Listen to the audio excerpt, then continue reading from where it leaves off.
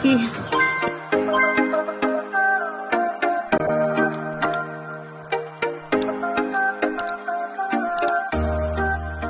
mga ka-auntie, it's 3 o'clock na.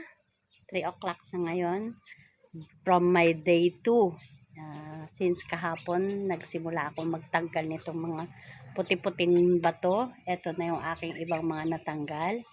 Yan. At saka ito yung iba. And then, yun yung iba. Kaninang umaga, inutay kong hakutin yung blocks ko from doon sa likod.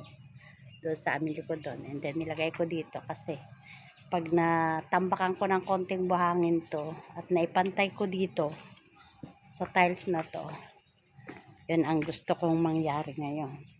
Nakatapos ko lang mag 3 o'clock habit, and then medyo lilom na yung araw dito sa harap bahay, so continuous na ulit ako. See you tomorrow. Bye.